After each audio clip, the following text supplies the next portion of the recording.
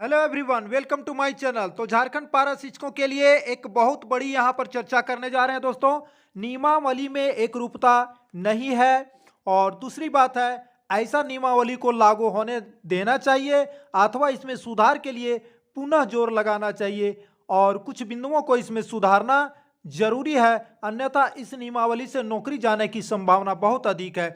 सबसे पहला बात है कि यहाँ पर देखिए, आपको दिखाते हैं ये पॉइंट नंबर 2। आप देखिए, इस नियमावली से आच्छादित पारा शिक्षकों की सेवा सर्व शिक्षा अभियान संप्रति समग्र शिक्षा के अधीन संविदा शर्तों के अनुरूप रहने तथा भारत सरकार एवं राज्य सरकार द्वारा समय समय पर दिए जाने वाले दिशा निर्देशों के अनुरूप मानी जाएगी। यानी कि भारत सरकार यानी केंद्र सरकार जो नियम लागू करेंगे वो देखिए, केंद्र सरकार जो आदेश देगा वो राज्य सरकार को मानना पड़ेगा।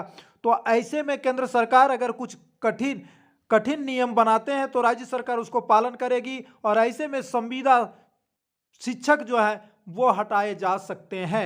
ठीक है, यदि इसकी अधिसूचना जारी कर दी जाएगी तो संविदा शिक्षक जो है ऑटोमेटिक स्वतः हट जाएंगे। ठीक है, तो यहाँ पर सबसे पहली बात है कि एक रूपता। यहाँ पर सबसे पहले महाअधिवक्ता की बात करें। महाअधिवक्ता ने आपको पहले ही कहा था, जेटेट लेने की सलाह दिया था महाअधिवक्ता ने। और देखिए, जब भी कोर्ट की बात होती है तो महाअधिवक्ता का बात जो है माना जाता है और यहाँ पर वो जेटेट लेने के लिए सलाह दिया था और जेटेट पारा शिक्षकों को वेतनमान देने के लिए भी सलाह किया था। तो ऐसे में क्या है, यहाँ पर आकलन परीक्षा को लेकर के देखिए, एक तरफ एक बात ये पॉइंट आती है कि आकलन परीक्षा भी नहीं देना चाह रहे थे बहुत सारे जो पारा शिक्षक है। शिक्षा मित्र का जो एक गुट है वो आकलन परीक्षा का भी विरोध कर रहे थे कि 3 बार आकलन परीक्षा में अगर हम लोग फेल कर जाएंगे तो पारा शिक्षक से नहीं हटाए जाएंगे। ये बिल्कुल देखिए, कह सकते हैं कि गलत है। एक शिक्षक होने के नाते 3-3 मौका देना, यानी आपको कितनी मौका दी जाएंगी। एक तो ये बात रह गई, वो सरकार आपकी कमजोरी को जान लिया कि शिक्षक जो आप है ही नहीं।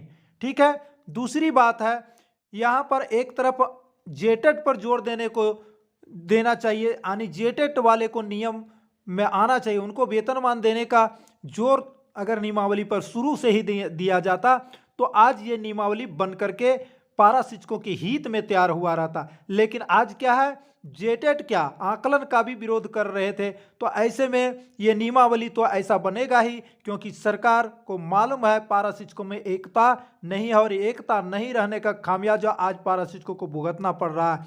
और निश्चित तौर पर ये जो प्लान है काफ़ी कह सकते हैं कि आगे चल के पारा शिक्षकों को इससे काफ़ी नुकसान होने वाला है। कभी भी संविदा कर्मी अगर वेतनमान नहीं मिलता है तो संविदा कर्मी कभी भी हटाए जा सकते हैं। दूसरी बात है दोस्तों कि सबसे पहली बात, इस वीडियो से स्किप करके मत जाइएगा, नहीं तो आपको कुछ समझ में नहीं आएगा। देखिए, 50% मानदेय की वृद्धि की जा रही है और एक तरफ 40% मानदेय की वृद्धि की जा रही है। ठीक है, तो ये मानदेय वृद्धि तो बिना नियमावली को भी मानदेय वृद्धि मिल सकता है। बाकी नियमावली से आपको क्या फायदा मिल रहा है आप ही बताइए इसमें कमेंट करके। नियमावली से कुछ एक नया आपको कुछ मिल रहा है? नहीं मिल रहा है। यह नियमावली का सिर्फ झांसा दिया जा रहा और एक नियमावली बना दिया गया, फॉल्स नियमावली, जो कि पारा शिक्षकों के हित में है ही नहीं। तो अब आप बताइए कि नियमावली लागू करने से आपको क्या फायदा है? इससे अच्छा है कि सिर्फ आप मानदेय की वृद्धि लीजिए, नियमावली मत लीजिए। नियमावली से पारा शिक्षक बंधन में आ जाएंगे और फिर कभी भी आप आंदोलन नहीं कर पाएंगे। तो ये है बड़ी बात। तो ऐसे में नियमावली में सुधार पर जोर देना चाहिए पारा शिक्षकों को। पारा शिक्षक एक बार पुनः ये विचार करें और उसमें सुधार करें। और यदि हो सके, आप लोग से आशा रखता हूं, लेकिन यदि आप में लगे कि ये बात अच्छा है तो जेटेट को मान्यता दीजिए, जेटेट को प्राथमिकता दीजिए सभी पारा शिक्षक, क्योंकि जेटेट वालों को अगर वेतनमान मिलता है तो आप भी जब भी जेटेट पास हो जाएंगे तो आपको भी वहां पर क्या होगा, वेतनमान मिल जाएगा। दूसरा बिंदु ये सुधारना है आपको। दूसरा बिंदु में ये सुधार कीजिए कि पारा शिक्षक जब तक पारा शिक्षक 60 वर्ष तक सेवा देंगे। ठीक है, और जेटेट 3 बार जेटेट बैठने का जो है इस पर अनुमति मांगिए। 3 बार आप जेटेट नहीं पास करेंगे 3 बार में, तो उसके बाद क्या होगा अलग सी बात है। पारा शिक्षक जेटेट 3 बार में जो पास करेंगे वो वेतन मान के जो होंगे, और 3 बार नहीं पास करने के बाद भी पारा शिक्षक पर रहेंगे।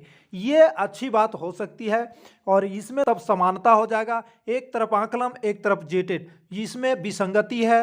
और आप इसमें क्या राय देते हैं कमेंट करके बताइएगा।